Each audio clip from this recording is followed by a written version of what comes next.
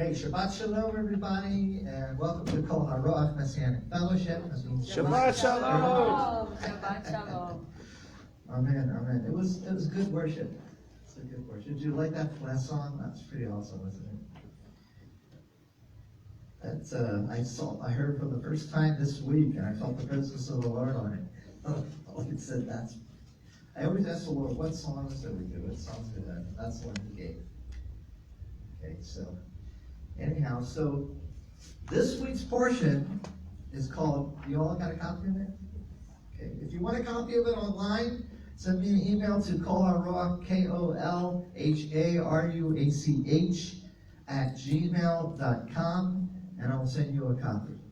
And even if no one's watching it right now, maybe in a few months, they will. I don't know. And then again, it might move to Rumble. It was. Depends. We'll have to see, what's going on. Okay. I personally think that in the new year, Facebook will be taken over. And it will become a more equally balanced media. Okay. I personally believe that. Okay. That not just Facebook, but all the other ones too. Twitter and all that. Okay. Thank you all. So anyhow, get ready. That's actually very encouraging. That text that you just showed me, because when all this comes out, you know what? This is all seen, by the way. God knew all this stuff was going to come out. God knew it. He knows everything from the beginning. Okay, He knew that all this stuff was going to come out. In fact, he told one of His prophets, the Trump prophecy. Remember? Okay, He told Mark Taylor. Okay. And he told 4 or 5 years ago that all these people are going to get arrested. Okay? And now what's going to happen? And they forced the issue by cheating on the elections. Okay, so it's going to happen probably a lot quicker than it would have happened. Okay, so anyhow. Let's talk, today we're going to talk about the wrestling match. We're going to talk about wrestling today. No, not exactly. Not from a world standpoint of what wrestling is. Okay? But the portion is called VAI'YISH'LACH. So I'll say it together, VAI'YISH'LACH. Okay. We're in Bereshit, Genesis 32:4 to 36:43. Now in some Bible versions, it would begin in verse 3. Okay, so if you like saying, well, what is this in verse 4? But it's in verse 3. So just for your own information, it might say in your Bibles, what we're going to read begins in verse 3, but it's actually verse 4 in the Jewish Bible. Okay, all right. The word, the author of this portion, VAI'YISH'LACH, is the word, its root word is shalach. It means to send away. Did you know that the word apostle means sent one? It's shalach. Okay, shalachim, these are the apostles. Okay, so let's look at Genesis 32, 2 to 7. I like reading it in the Hebrew.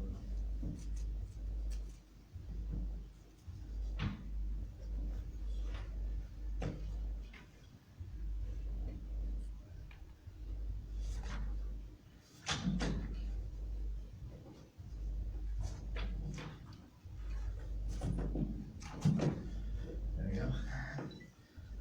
Okay, 32. Genesis is I think, the biggest book of the whole Torah, I think. And then, Genesis 32, verse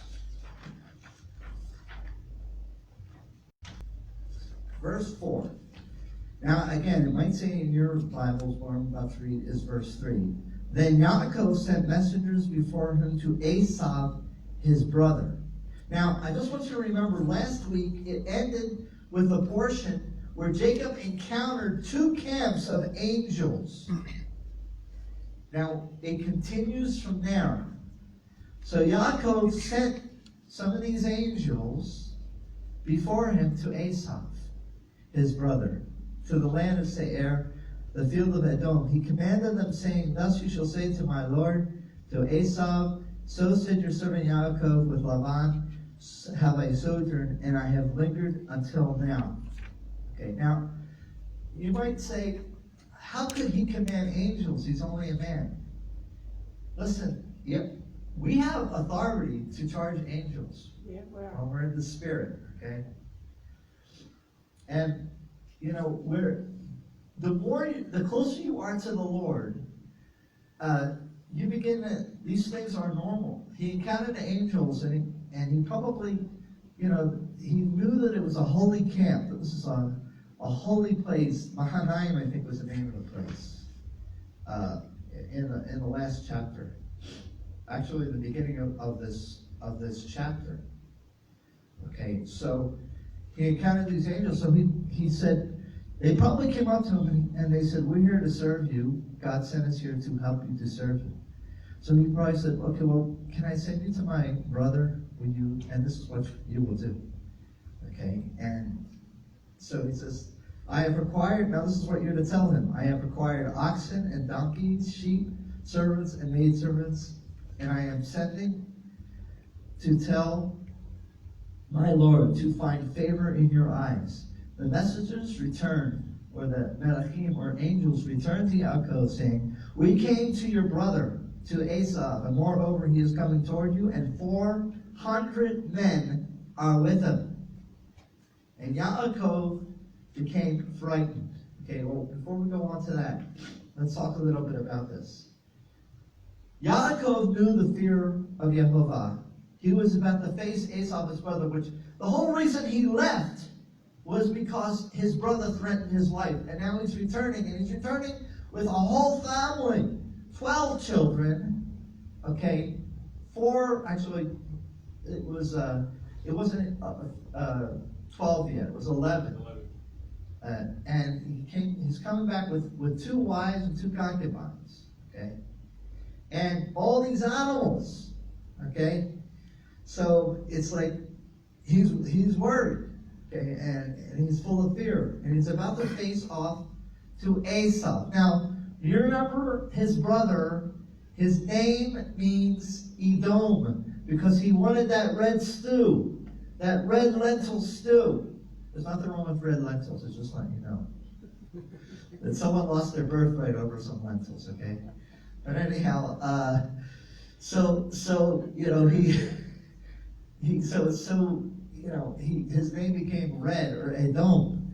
Edom later will become Rome. The Roman Empire came out of lentils, red lentils. That's just the name of it, I mean. So, came out of Esau. Okay? So, now, from the very beginning, there was a fight in the womb. Remember, in Rebecca's womb, they were fighting. There's a war. Edom really represents the whole world. And inside the womb was Yaakov, and he represents Israel. So the way God sees it, it's Israel and the whole world. Well, how does that affect you and me? When you're born again, you're joined to Israel. That's what Romans 11 says. So you are Israel or you are the world. You are Israel or you are Rome. So what does that mean? A lot of us have Rome inside of us in different varying degrees of levels. We have to get Rome out of us. All this stuff around us is Rome. All those decorations and stuff. It's all Rome. But there's also other things inside of us that are warring. It's our flesh nature, our Yetzer Hara, that all the bad. It's Rome. It's the battle that we have between Rome and Israel inside of us. Okay, well, this is the battle that Yaakov is very frightened. He thinks Esau is going to come and sit and do what he said and kill him and kill his family and take everything he has. Okay, that's what he thinks. So then the angels come back and he said he's coming and there's 400 men with him. What does that make you think? They're going to kill me. They're going to take everything I have. It's only confirming his worst fear. Okay, so he sends out the angels to find out the intentions. Okay, let's go to top of page 2. Actually, where it says Bereshit 32, 8 to 22. Listen, there's a lot more here about angels and our authority over angels. You can read about that on your own. That's in the scripture. Okay, but let's move on to chapter 32, verse 8. Yaakov became frightened exceedingly, and it distressed him. That means he went into birth pangs, literally. And he divided the people. Now get this, these are his family. He divided the people who were with him and the flock, the cattle, and the camels into 2 camps. 2 camps. And he said, if Esau comes to one camp and strikes it, then it will be that the camp that remains may escape. Then Yaakov said, God is my father, Abraham my God, and God of my father Yitzchak, Yehovah, who said to me, return to your land and to your birthplace, and I will do good with you. I am unworthy of all the kindnesses and of all the truth that you have done with your servant. For with my staff I crossed this Jordan, and now I have become 2 camps. Now, why is he saying this? He said, I have become 2 camps. He was the one that sent out his family into 2 camps, because it's prophetic. What would happen to Israel in the future? After Solomon, they would divide up into 2 camps, Israel and 2 of the tribes. Okay, I think it was Benjamin and Judah, I think. But anyhow, and maybe Levi too. Okay, so basically, Israel was divided. So it's a prophecy here of what's to come. This is what's going to happen. Israel will be divided. And guess what? But even though they would be divided, one day they would all come back together. They would all come back to the land of Israel. And that's, by the way, already happening. There are tribes returning to Israel. Okay? And ultimately, all of us are going to be joined to them. Okay? Now, he divided everything up. And he divided up. He sent a tribute. A tribute, in Hebrew, the word for tribute, I think I have it over here, is mincha, an offering, a gift to his brother. 550 animals to appease his brother. Do you see the word appease? The word is kafar.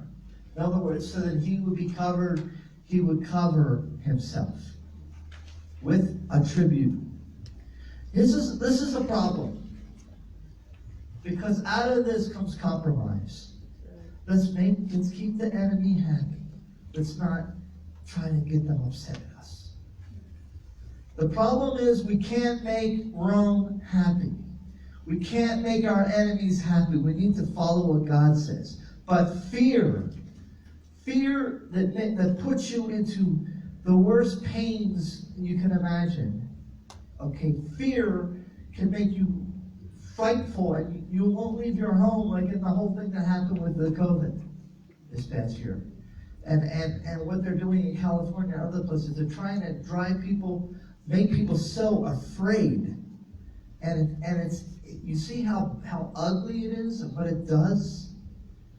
You know, so the thing is, we can't give it to it. Okay? To appease those on the left, in our case, or to appease everything, all that is evil. We can't appease evil. No more. Now we got to be like the Maccabees, even if it costs us our lives, go after our enemies. Okay. Okay, so he sends all this stuff out, right? And then in 23, going down a little bit, go all the way down to verse 23.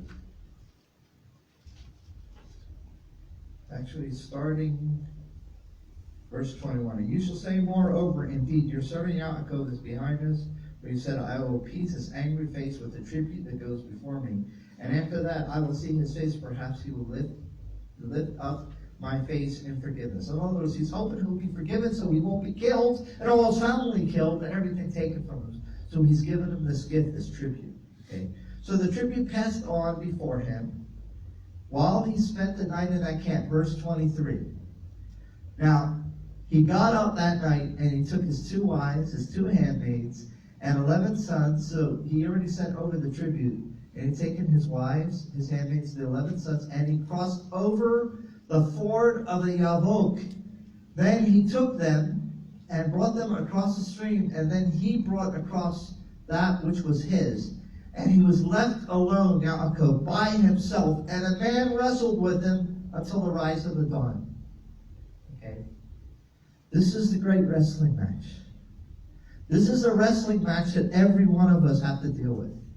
The battle for our soul. The battle for who we are. We need to wrestle evil to the ground inside of us.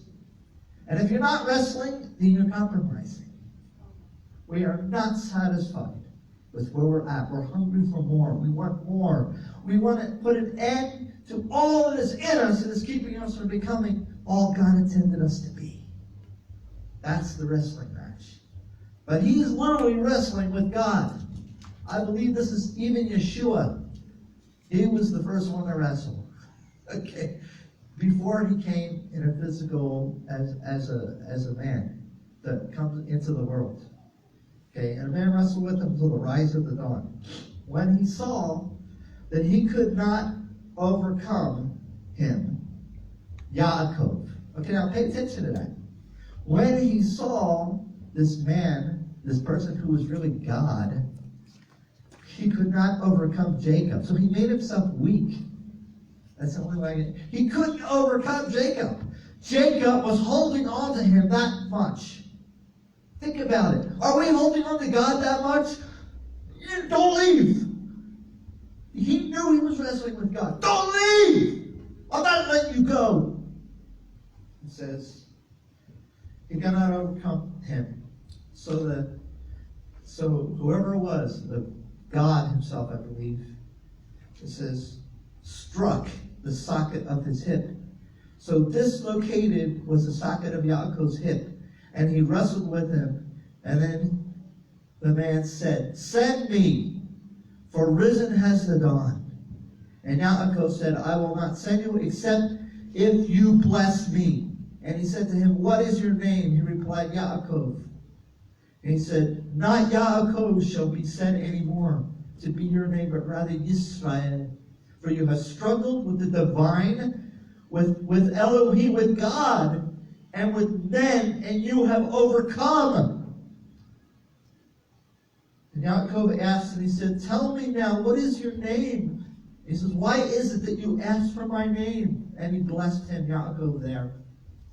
And Yaakov, now get this, Yaakov called the name of that place Peniel, for I have seen God, Elohim, face to face, and yet saved was my life. Well, who saves us? Yeshua. And he saw him. In other words, he saw Yeshua. He wrestled with Yeshua. How many of us are wrestling? Are that desperate and wrestling with God? We know that everything is in danger. We're about to lose it all. Our lives, our families' lives, our freedom. And are we wrestling with God for it? But Lord, no! Don't let it be taken. It's not time.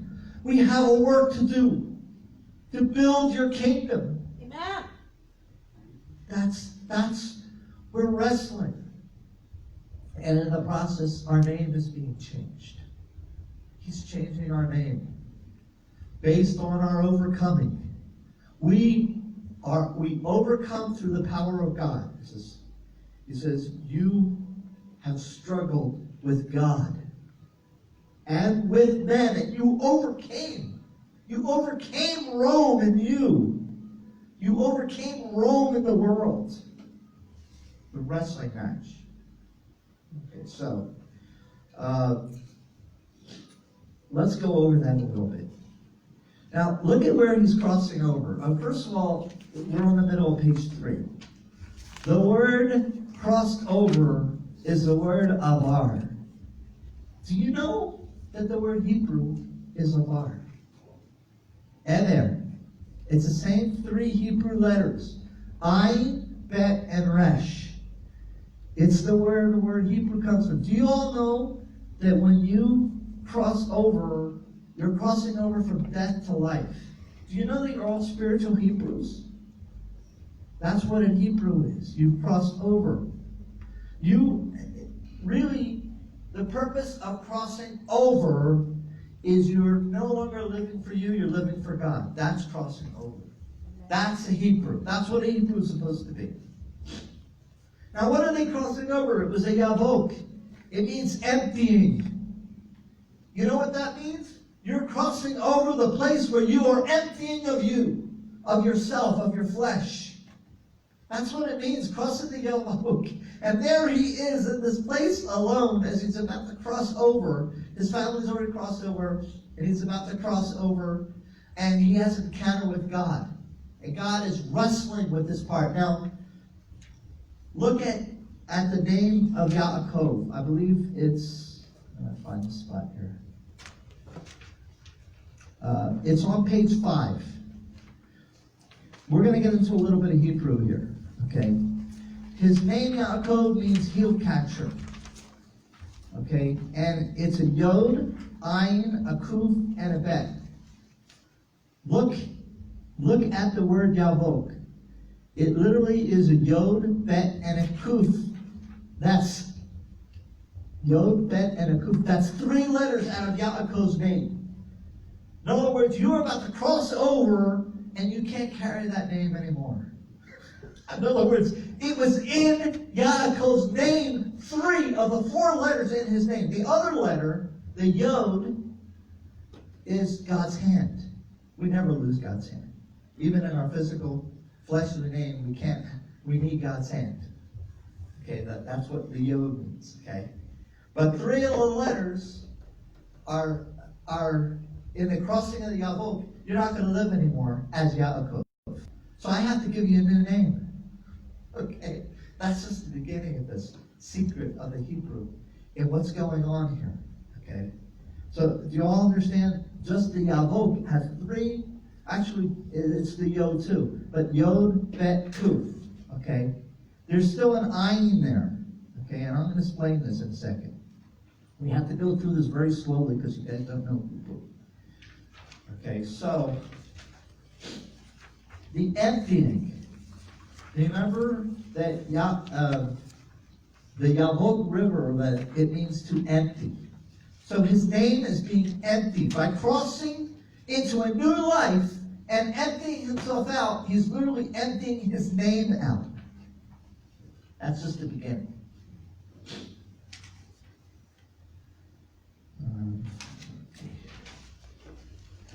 Okay, go on to page 4. And you have it in your notes. I have it written close to the Hebrew translation, chapter 32, 25 to 29. Left alone was Yaakov by himself, and a man wrestled with him until the rise of the dawn. When he saw that he could not overcome him, Yaakov, he struck the socket of his hip.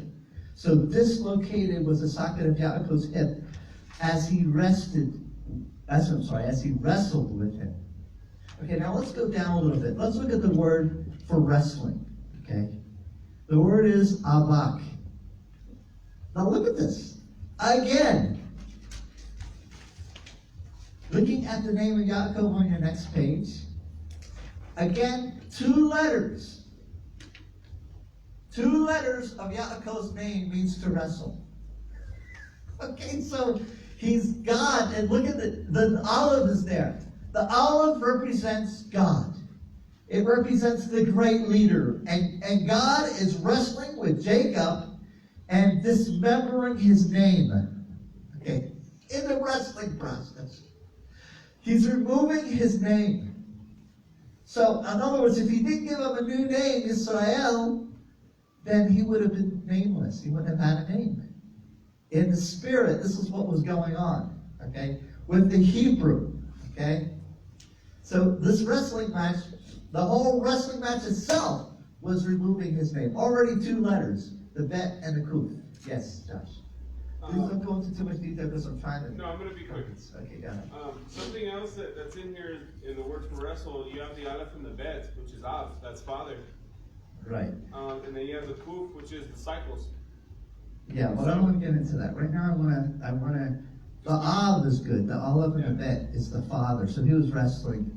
In this wrestling match, he was really wrestling with the father, okay? And he saw that he could not overcome Yaakov. Well, look at the word overcome. It means Yaakov, okay?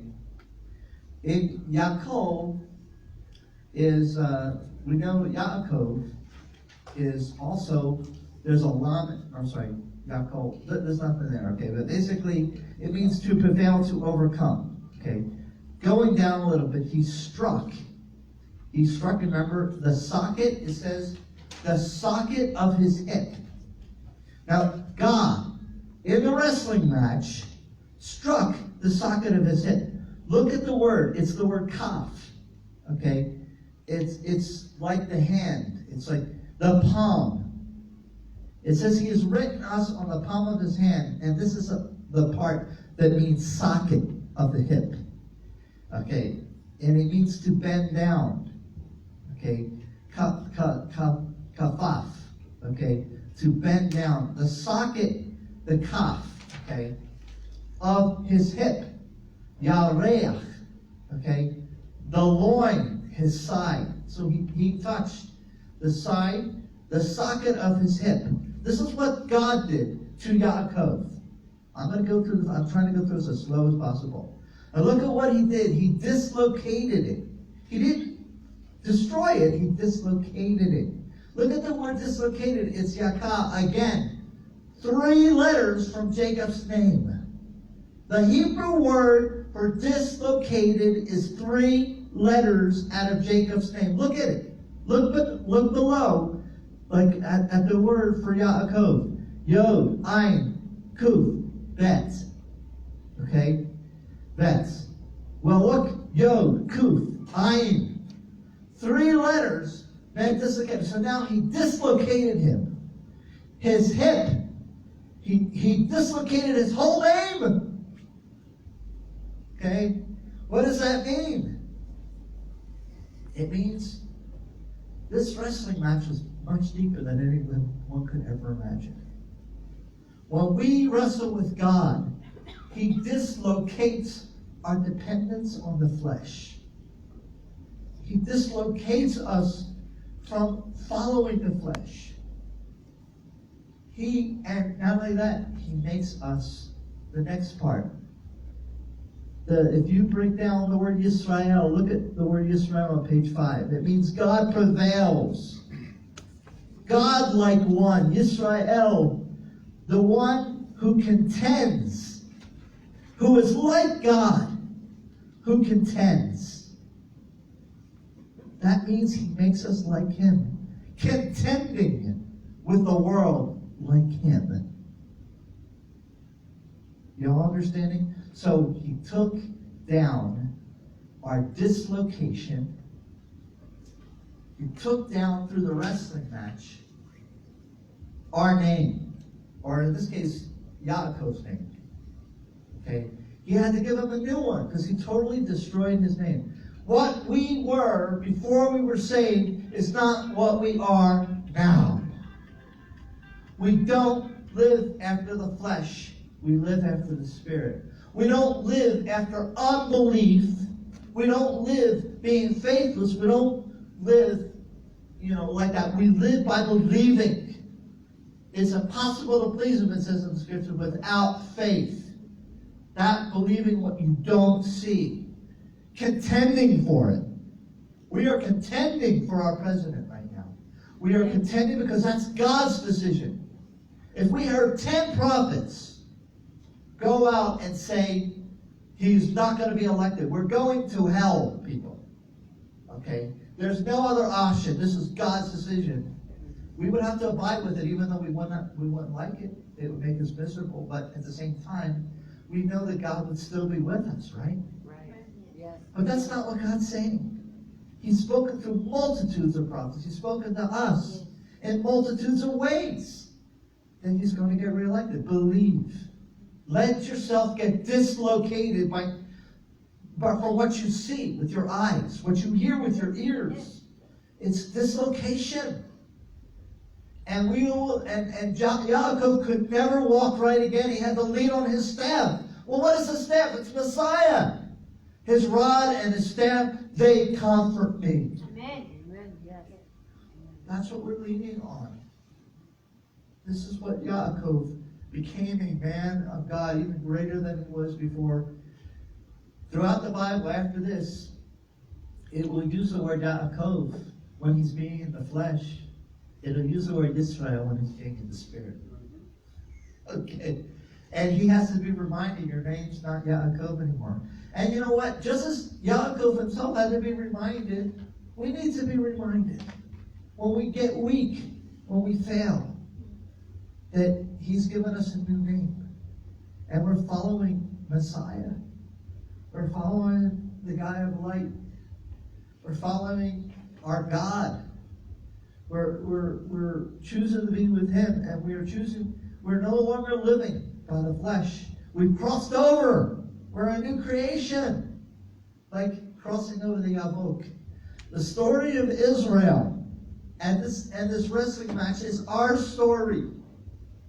It's our wrestling match. And we're not desperate because it's all going to be lost because we're not contending. You know, it's like when all this happens, we'll be taken by it. But all of us, many of us here, are contending. And I want you to know that you're walking in the shoes of greats, like Israel. Yes. And the Lord gave me a word this morning, and it was in the morning, like around 5 o'clock in the morning. And he gave me Isaiah 29. Isaiah 29. And he said from Isaiah 29, 5 to 6. Isaiah 29, 5 through 6. Yeah, he said, but your many enemies will become like fine dust, the ruthless hordes like blowing chaff. Suddenly, in an instant, the Lord Almighty will come with thunder and earthquake, and great noise with wisdom and trumpet and flames of devouring fire. And then 29:15, woe to those who go to great depths to hide their plans from the Lord, who do their work in darkness and think, who has seen us? Who will know? You turn things upside down as if the potter were thought to be like clay. Shall what is formed say to him, who formed it? He did not make me. Can the pot say to the potter, he knows nothing? It's just like Yeah, I don't know. like the word just in an instant. I'm going to tell you something.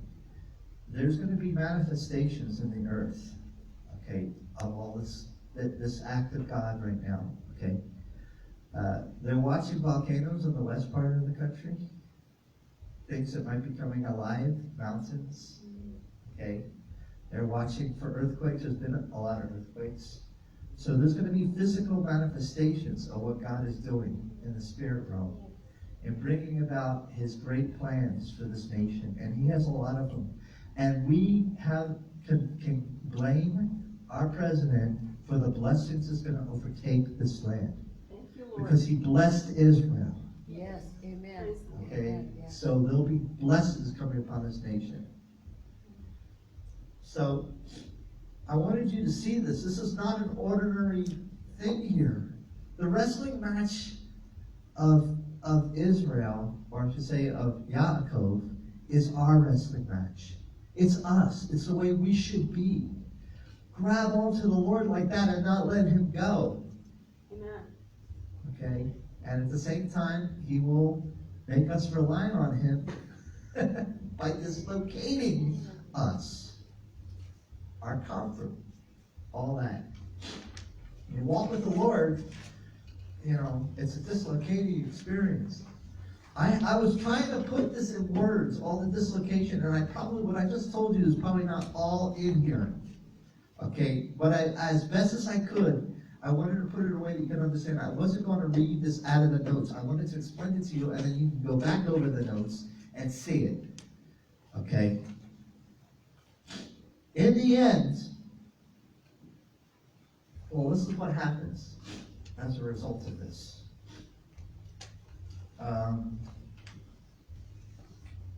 We're in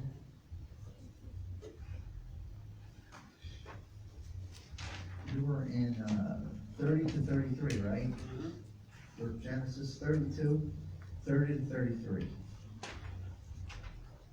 Okay, because verse 32 of chapter 32.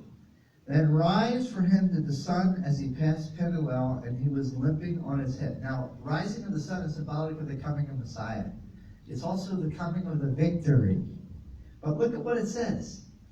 Because God touched this part of his hip, Israel, therefore, verse 33, the children of Israel shall not eat the sinew that is displaced, that is on the socket of the hip, until this day, because he struck the socket of the head of Yaakov on the sinew that is displaced. In other words, Jews do not eat loin meat. Okay? Because of a memory of this. He doesn't literally come out and command us to do it. He says the Jews do not do this. And we don't have to. He didn't command us to not eat this. Okay? But he's telling them that that's why they don't. So understand why the Jews don't eat a certain part of the animal. Is because they're remembering what happened with Yaakov. Okay? So chapter 33, verse 1. Yaakov raised his eyes. Now, this is very interesting. He raised his eyes, which is a term to say he saw something in the spirit. And he saw there was Esau coming with him, and there were 400 men. Now get this. Now, what was left of him right now was his children. Okay? And his wives. Okay?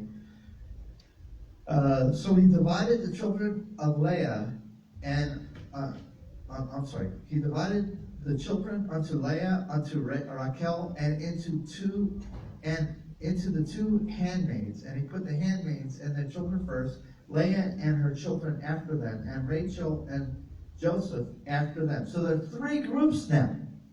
It was two groups up to this point, and now he split them into three groups. Then he passed before them, and he bowed to the ground 7 times. Now, this is really bad. Until he approached unto his brothers, he bowed 7 times. Even though, have you noticed, was he called Israel in this passage that we just read? He was called Jacob because he was in the flesh. He's still fearful. After wrestling with God, he's still fearful that his life is going to be taken and his family is going to be taken. So he split them up into 3 groups. And then it says, Esau ran toward him, and he embraced him, and then he fell upon his neck, and he kissed him, and they wept. My brother, come to me. It's like he forgave him, and it was like past 20 years ago was when this happened, at this point. And Esau raised his eyes, and he saw the women and the children, and he said, who are these to you? And he said, the children whom God has graciously given to your servant. Then approached to the handmaids, and they and their children, and they bowed down. Then approached also did Leah and her children, and they bowed down. See, all this bowing down, it's bowing down to Rome. And they bowed down, and afterwards Joseph approached, as well as Rachel, and they bowed down. And he said, why did you need the whole camp that I met? Why did you need the whole camp that I met? He said, to find favor in the eyes of my Lord. Esau said, I have a great amount, my brother. Let it remain yours, that which you have. But Yaakov said, no, I beg of you. In other words, he said, you sent all these 550 animals in 2 groups, okay, of a tribute. He says, listen, I have plenty. You don't have to give it to me. But Jacob said, no, I'm going to give it to you because I didn't think that you were gonna embrace me. I thought you were gonna kill me. He didn't say it like that, but that's what he meant. And Yaakov said, no, I beg you, if now I have found favor in your eyes, please accept my tribute, my tribute from my hand, because of the gift of my having seen your face, which is like seeing the face of Elohim, of God, and because you were appeased by me. Accept, please, my gift, which is brought to you. Since God has been gracious to me, and because I have everything, he urged him, and he accepted. Now, there's a revelation in this. What's going to happen in the future is there's going to be an antichrist. There's going to be a false Messiah. Okay? And he's going to make peace with Israel, and he's going to make peace. But it's not going to be a real peace. And Israel is already being set up for this. Okay? And an evil kind of peace. So this is like a type and shadow of the future right here. And then he says in verse 12, and he said, let us travel on and let us go, and I will go alongside you. But he said to him, now this is Esau speaking. He said, why don't you come to my country to see her? He said, but he said to him, my Lord knows that the children are tender of the flock and the cattle that are nursing are my responsibility. If they will be driven hard for even one day, then they will die, all the flock. Pass, please, my Lord, before his servant, and I will make my way at my slow pace, according to the pace of the livestock that are before me, and according to the pace of the children, until when I come to my Lord to see her. And Esau said, let me assign now to you from the people who are with me. And he said, why should you do this? Let me just find favor in the eyes of my Lord. Return on that day did Esau on his way towards Seir. In other words, he, as much as he was happy on being back with his brother, and his brother wasn't going to kill him, he didn't want to go to Rome. Listen, when we're at peace with our enemies, we do not compromise. In other words, okay, it's great to be at peace with all your family that doesn't believe like you, or all the people around you, but you do not become like them. You do not go to where they live. You don't follow their ways. You still have to remain separate. And that's what Yaakov is doing here. Okay, he's going his way and let his brother go his way. Okay, verse 17. Yaakov journeyed to Sukkot and built for himself a house for his livestock, and he made shelters, which is where we get the piece of Sukkot from. Actually, that's one of the meanings of it. Therefore, he called the name of that place Sukkot. Yaakov arrived whole to the city. You know what that means, whole there? It's the word shalom. Really. He was complete. He was at peace. To the city of Shechem, which is on the edge, or in the land of Canaan, where he came to Padan Aram, and he encamped before the city. Okay? So, this is important. Okay, look at on the page 7 in your notes.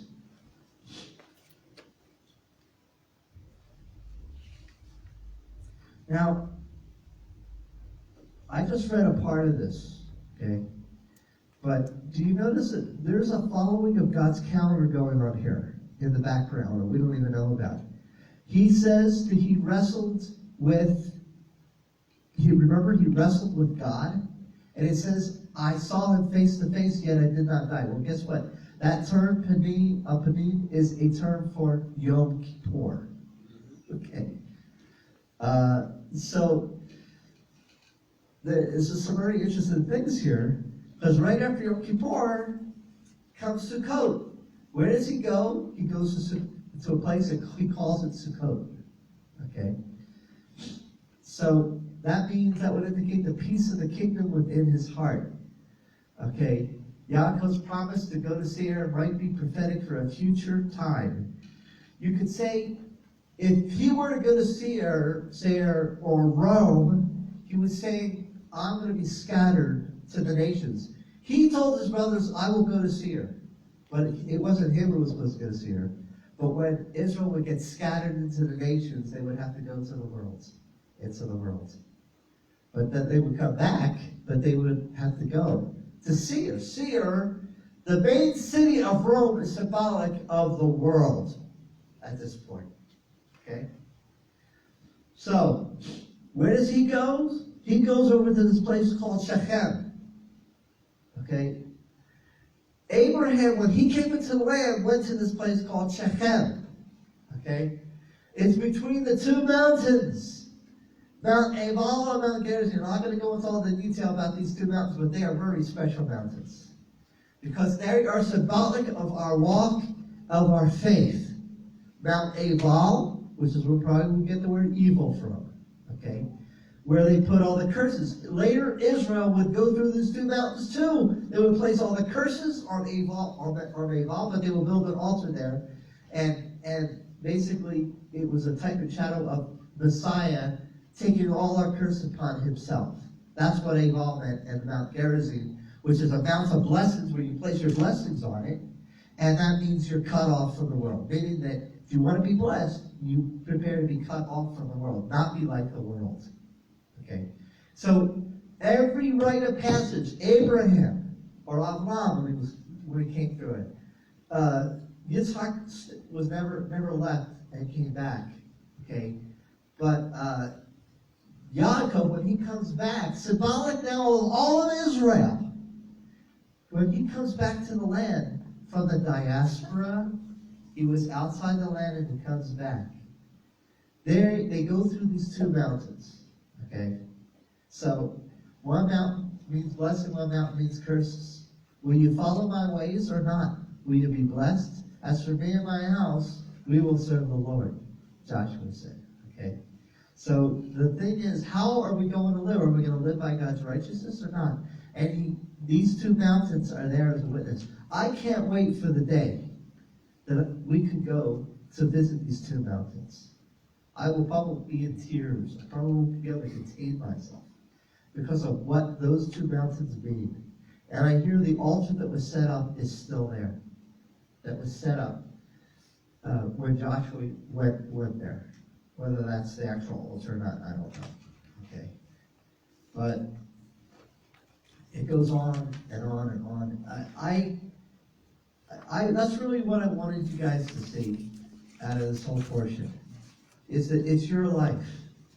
You are called to wrestle with God and to overcome, so that your name is changed to Israel.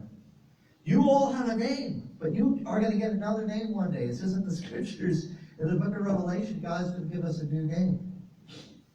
So let's learn from the name that we're in, maybe right now, what needs to change. What is our name today? What needs to change about it? Where do we need to go?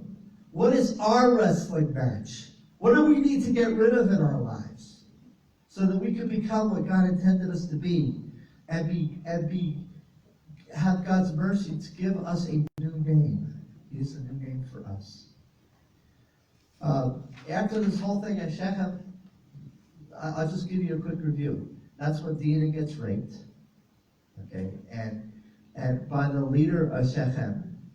And then his two brothers, Shimon and Levi, they are angry at what they did, so they made the men of Shechem, circumcise themselves so that the leader of Shechem could be married to Dinah. And then on the third day, when they're in the worst pain, they went and killed all the men.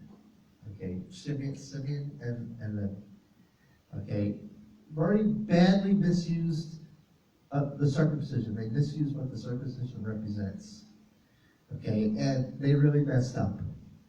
Okay, but at the same time, Yaakov was willing to let go. He wanted peace with everybody without realizing you're gonna give in. You can't just let them marry.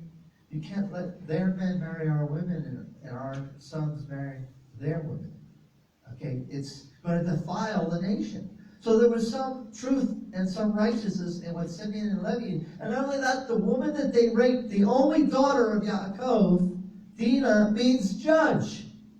So by attacking the judge, they were asked for judgment, one way or another. God would have done it, probably, but it would, instead it was the two brothers. Okay? Now, you can read more on that on your own. I have the notes, okay? Let's just look at one more thing, okay? Look at chapter 35, 16 to 20.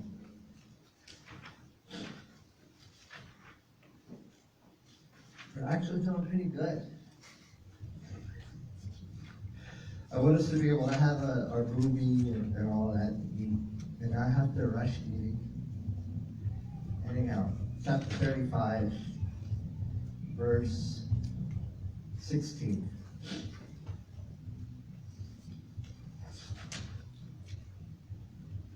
Genesis 35, 16 to 20.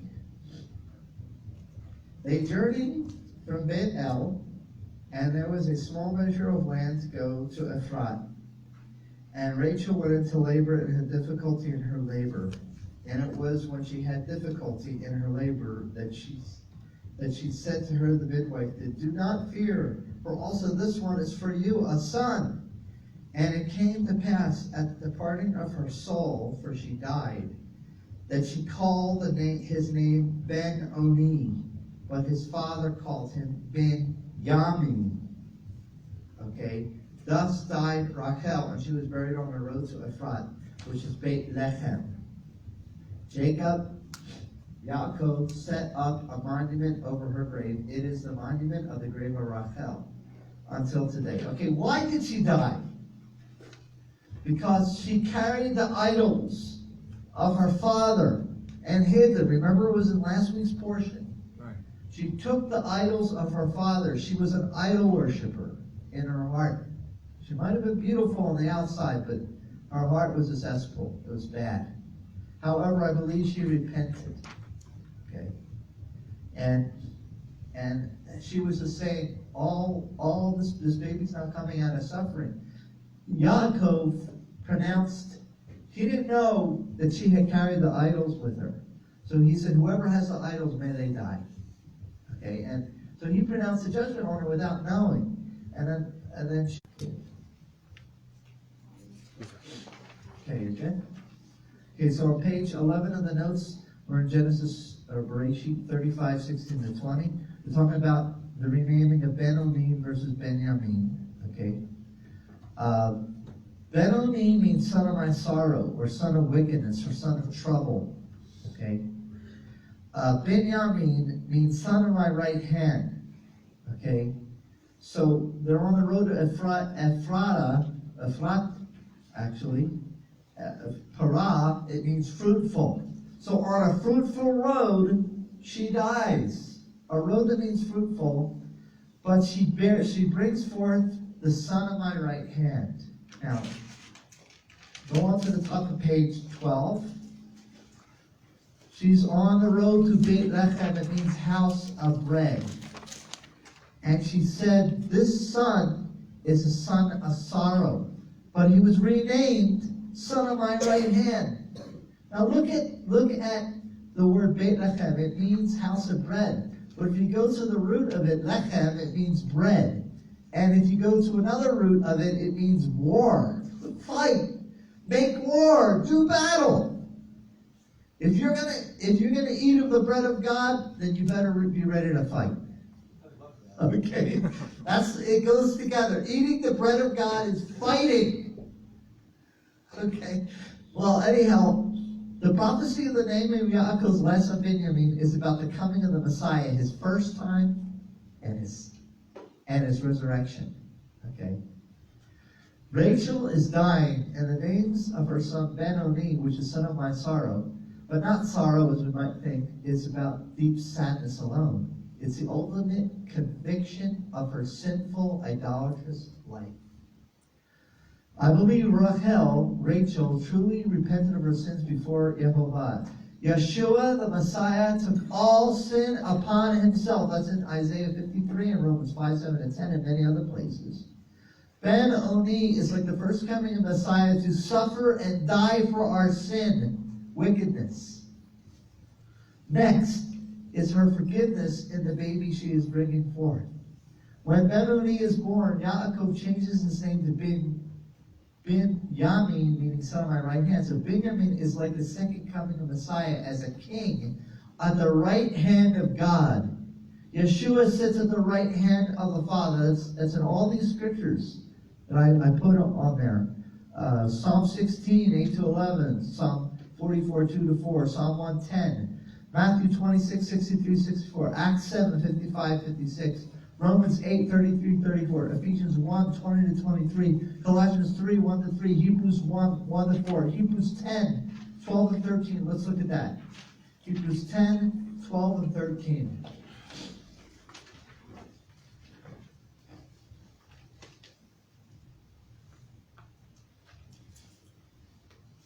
Hebrews 10, 12 and 13.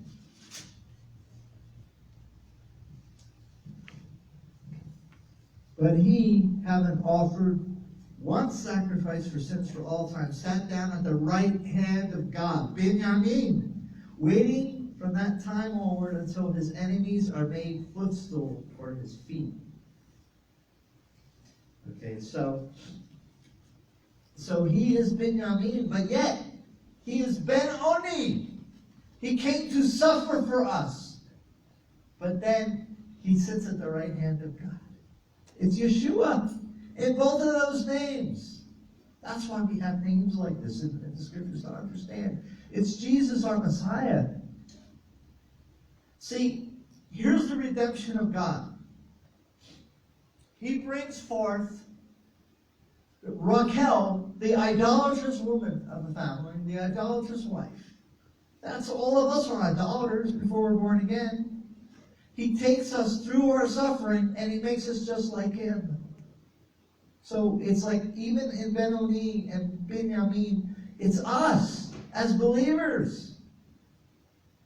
But more than that, it's like we are, when did Raquel die? When were these two, when this one child was revealed with two names? It was on the road to Beit Lechem, the house of bread, and to get the bread of God, we fight. That's us too. We're fighters. We're fighting for the bread of God, for God's bread. Okay, but let's look at the other son, the first son of Raquel. This is God's redemption. We're going to start next week, we're going to start reading about Joseph. Through him, his whole life would be the death, the burial, the resurrection, and the second coming of Jesus, Yeshua. His whole life. Okay? From the time he was like 17 years old. Okay? And he would be mistreated by his brothers. And then they would take him as if he died. They threw him into a pit like throwing Messiah dying. And then going into the pit, the abuse, the place of death. And then he comes back up, and guess where he goes? He goes to Egypt as a slave and becomes second in command of the whole world. Egypt, at that point, would represent the whole world. So he's like, you can say Pharaoh is like God, and he's like Messiah. So, in these two children of Raquel is the story of our redemption. It's the whole story of our redemption. In both sons. It's both from the very beginning, the suffering and the victory. And Joseph, the suffering and the victory. So there we can see that God is already making it clear to us.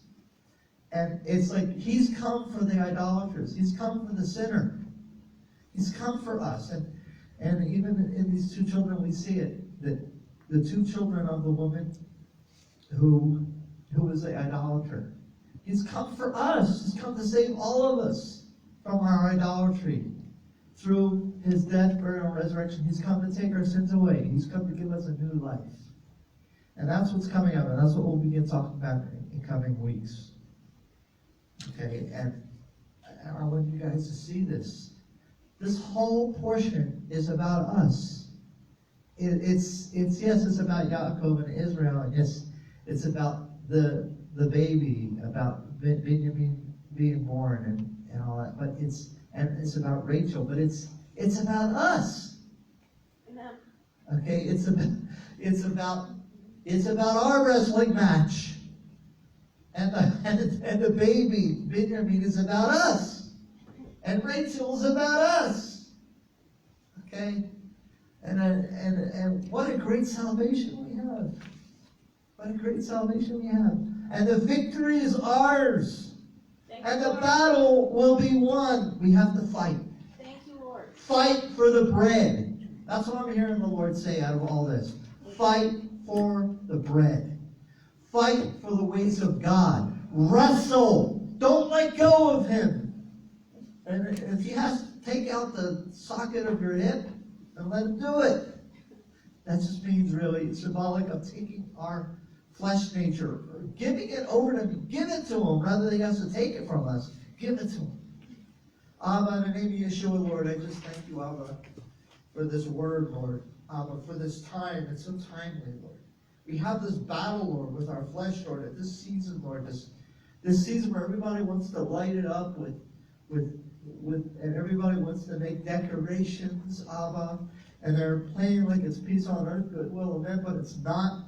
The whole world is actually feeling it right now, even though they're trying to celebrate this celebration where they're not. When they do this, they're throwing away the fact that it's a season of war. But actually, you have kind of put the whole world into the war, and they're already in it. Or those who stand for you, at least, are in it, are in the war. We want to get through this, and we know, Lord, that there's victory coming. We will fight. We will hold on to you, Lord. We're not going to let go of you, Lord.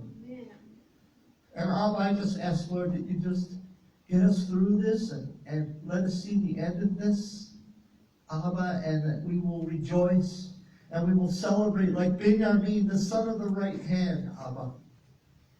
In the name of Yeshua. Yevarechecha Yehovah v'yishmerecha. Ya'er Yehovah panav elecha v'yichunecha. Yisai Yehovah panav elecha v'yasem lecha shalom. Yehovah bless you and keep you. Yehovah lift up His countenance upon you and be gracious to you. Yehovah lift up His face upon you and give you peace.